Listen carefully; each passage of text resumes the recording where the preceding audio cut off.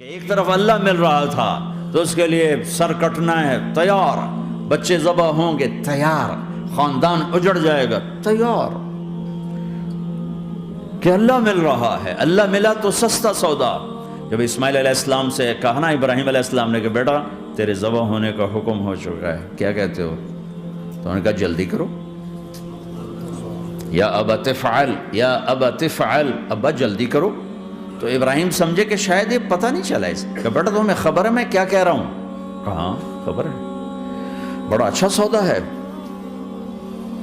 آپ کے بدلے میں اللہ مل جائے گا، اللہ آپ سے زیادہ بہتر ہے، دنیا کے بدلے میں جنت ملے گی، جنت دنیا سے بہتر ہے۔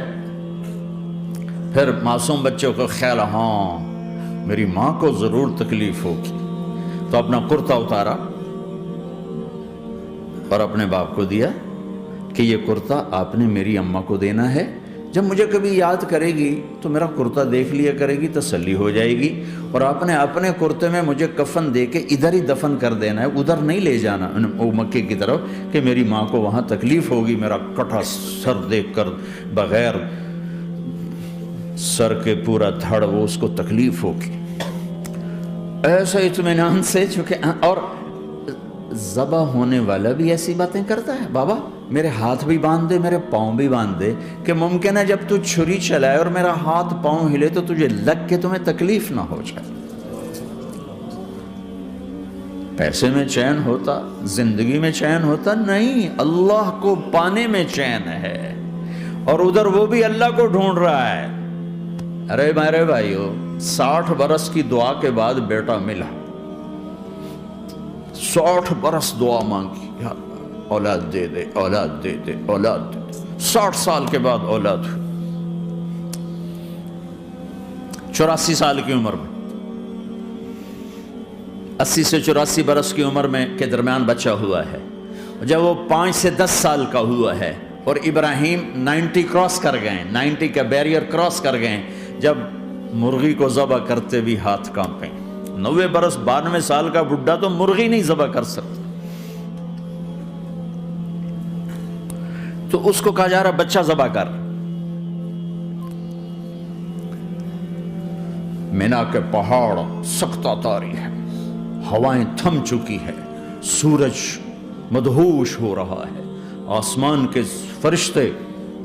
ٹکٹکی باندھ رہے ہیں اور ان کے سانس اٹک رہے ہیں کہ یہ کیا ہو رہا ہے، کیا یہ بوڑھا کر جائے گا، کیا یہ اپنے بچے پر چھری چلا جائے گا؟ باندھ رہے ہیں ہاتھ اور پاؤں، اور پھر بچے نے کہا تھا مجھے الٹا لٹانا، سیدھا نہ لٹانا، کہیں تیری نظر پڑے میرے چہرے پر اور پھر تو رک جائے، نہیں نہیں نہیں، سیدھا الٹا۔ تلہ للجبین، اسماعیل کی وصیت کو قرآن نے بیان کیا،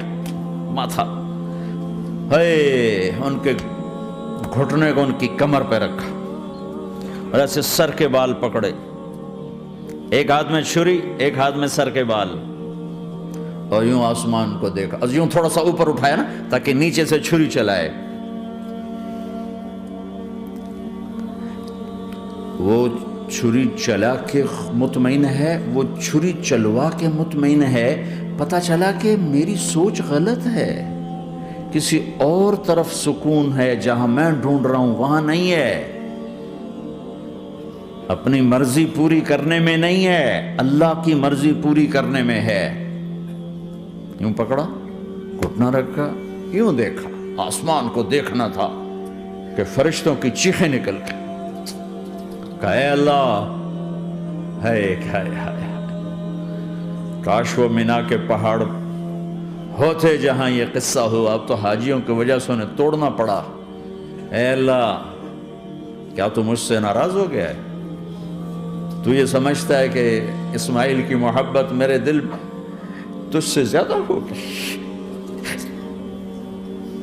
نہیں نہیں، میرے اندر تو ہی تو ہے، تیرے سوا کوئی نہیں ہے، اور اگر کوئی میرا تو نے امتحان لینا ہے میں حاضر ہوں۔ ایک اسماعیل